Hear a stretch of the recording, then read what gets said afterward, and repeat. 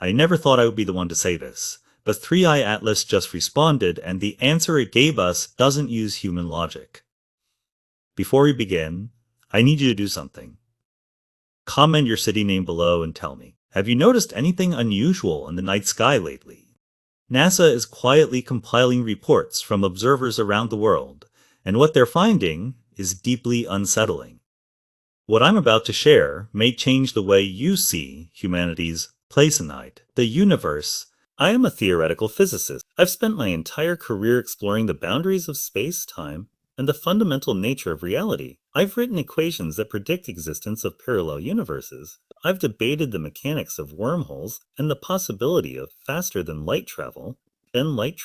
But nothing in my decades of research prepared me for what happened 3 weeks ago when 3i Atlas, a rogue interstellar object hurtling through our solar system, transmitted something back to us. Not a reflection, not an echo, a reply. And the structure of that reply suggests it was composed by a form of intelligence that does not think the way we do. Let me take you back to the beginning, because to understand what just happened, you need to understand what 3i Atlas is, or rather what we thought it was.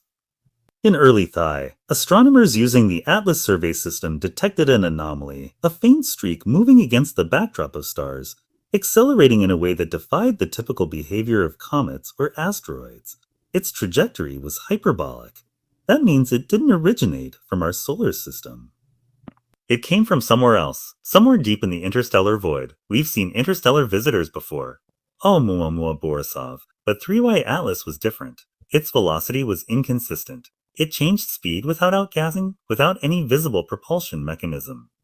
And it moved as if it were being guided.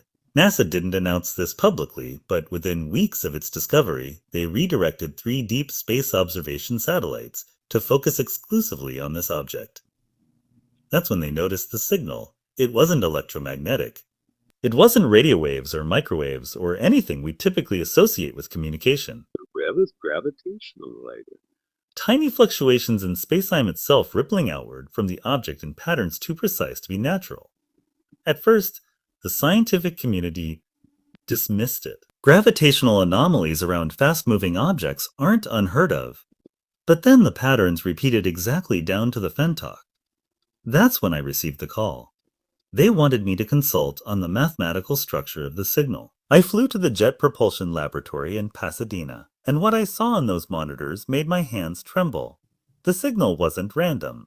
It was recursive, self-referential. It contained nested layers of information that only revealed themselves when you applied nonlinear differential equations. Equations we used to describe quantum field theory and the curvature of spacetime around black holes. Whoever or whatever sent this signal understood physics at a level that rivals our most advanced theoretical models. But here's where it gets strange. We didn't just receive the signal, we responded. A team of researchers at MIT, without full authorization, used a prototype gravitational wave emitter, a device that was supposed to be decades away from operational status, and send a return pulse toward 3i Atlas.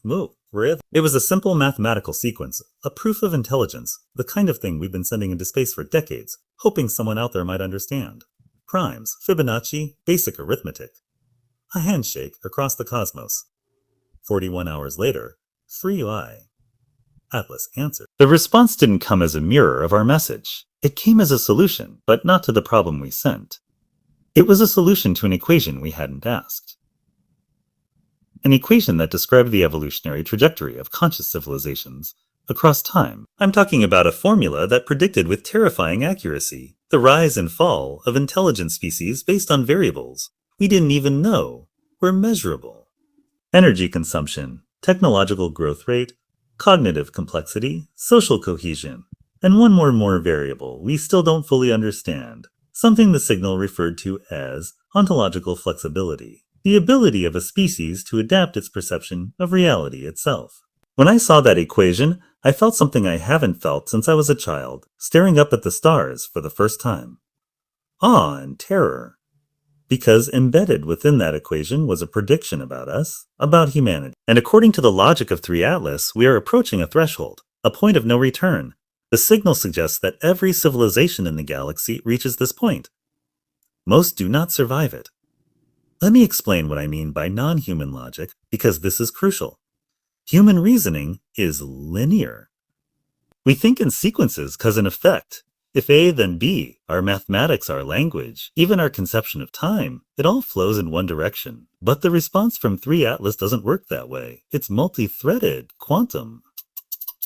It holds contradictory statements as simultaneously true, and uses paradox as a structural element of meaning. When we fed the signal into our most advanced AI systems designed to parse alien languages and detect patterns in cosmic noise, the AI couldn't process it. It crashed repeatedly.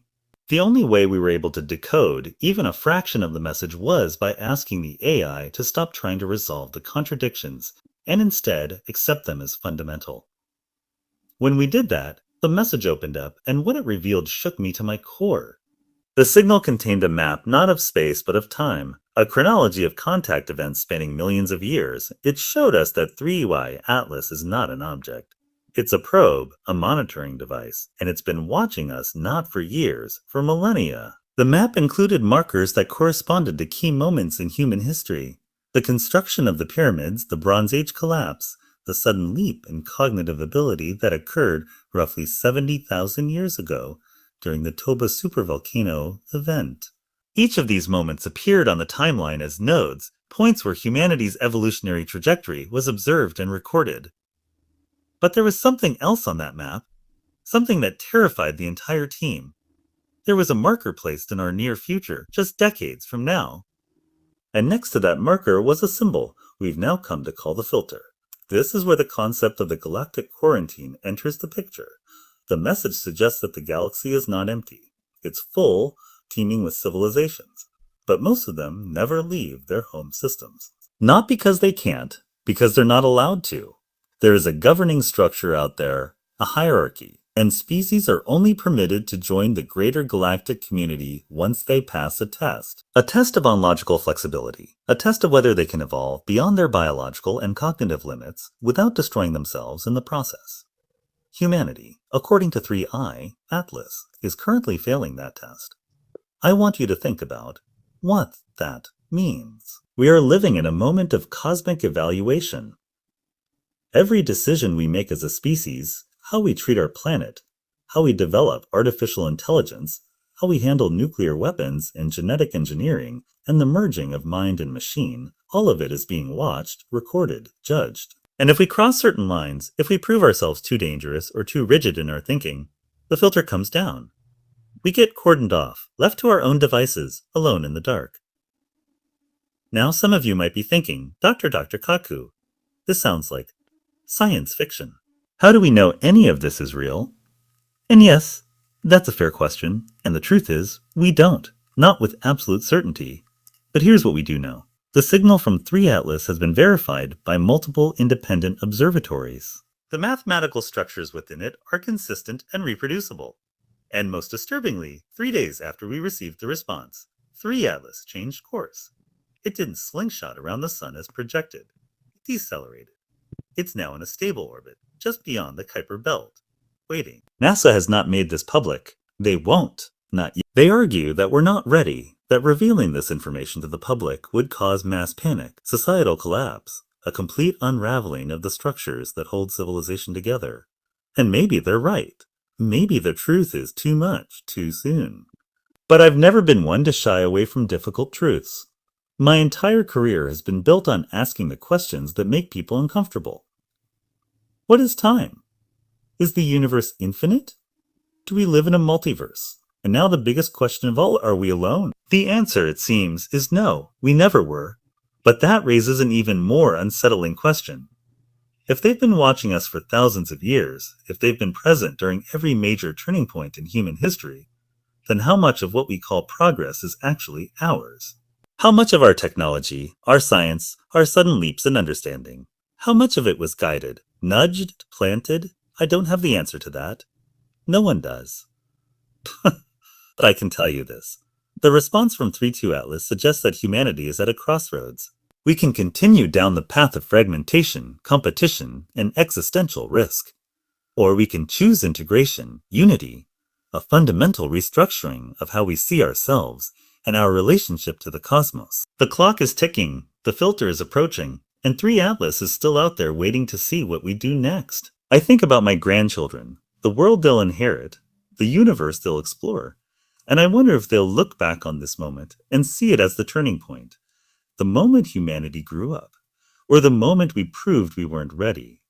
There's a reason I'm sharing this with you now.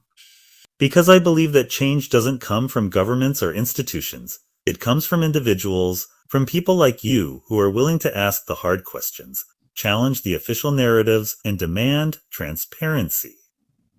If enough of us start paying attention, start demanding answers, start looking up at the night sky, and asking what's really out there, maybe, just maybe, we can shift the trajectory.